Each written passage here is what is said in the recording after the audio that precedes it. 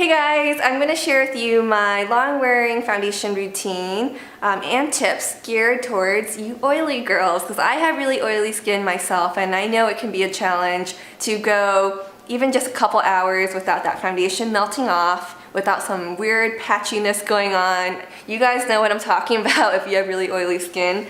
So let's just get right into it. I'm going to go through kind of what I do, or just what I would want to do for more like a more special occasion, or if I just want to look really nice and polished that day. So first off, skincare. Exfoliation is so important, especially if you're going to be using mattifying products or mattifying or just matte foundations. It will cling onto those dry spots and make you look cakey, and it just won't be pretty. What I like to do is use a microfiber cloth and I just gently rub away.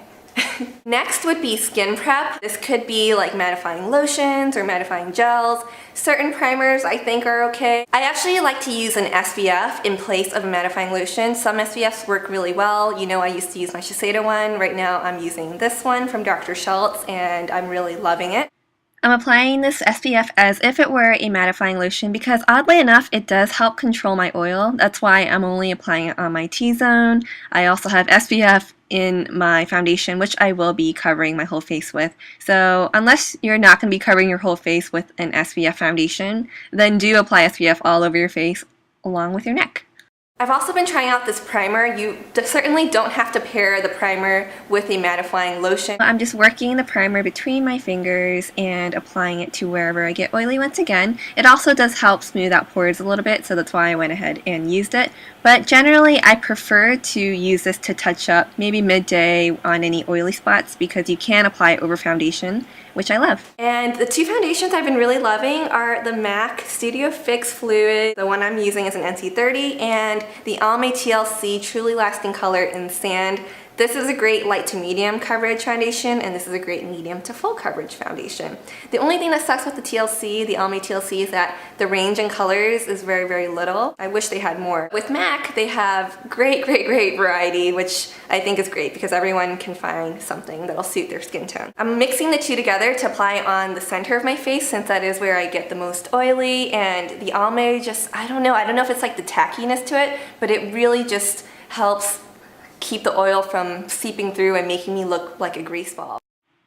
So here I am just dotting it around the center of my face, and I'm going to use the Sigma F80 to buff it out because this foundation, the Almay in particular, really does set quickly, so you have to really buff it in and blend it in so that it doesn't end up looking kind of streaky. And then since the MAC one is a little bit darker, I just like to apply that kind of like to around the perimeter of my face and then just blend it out, and it's perfect. And if I did want heavier coverage, you don't have to use both foundations like I did, but just to show you, see it's covering up my hyperpigmentation there, and I'm just going to blend it through. Since it is a little bit darker, I actually really like it on the jawline and around my face like that. And some additional spot concealing. I have a big pimple right there, so we want to cover up any pimples or any hyperpigmentation that may still be peeking through, maybe some redness or darkness around certain areas like around the nose, and then of course under eyes. Mine aren't too bad, so I just put a little bit where it's dark right there. And then I also want to do some highlighting using concealer. And this is a great way to highlight if you don't want to use shimmer, if you're an oily person, you don't want to exaggerate your oiliness. Definitely go with a concealer or a brightener like this and apply it underneath the eyes, bring it upwards. Also apply it on the center of the forehead. See how it just like brightens up the face and just gives a cleaner look. It looks like you're glowing. And I'm also going to highlight the bridge of my nose to make my nose look a little bit higher, and just brighten wherever it needs to be brightened.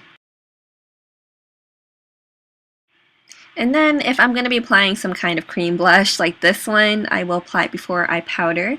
And I love this because it kind of gives a soft, like natural flush, which is great if you're using a really matte foundation too, just to bring some life and dimension back to your face. But afterwards, I do of course want to set my face at least lightly. I could always set it again later in the day when I touch up, but at least lightly so things hold in place. And then some bronzer just to contour.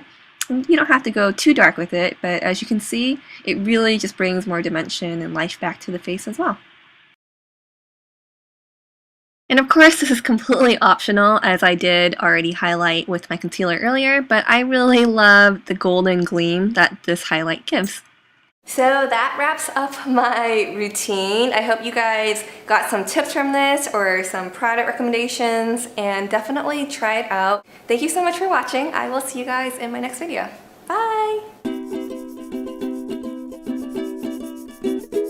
Oh, Sammy's here. You guys haven't seen Sammy in a while. Come here, come here. Come say hi. Come say hi. Come on, don't be a grump. Oh my gosh. There he is. Say hi, Sammy.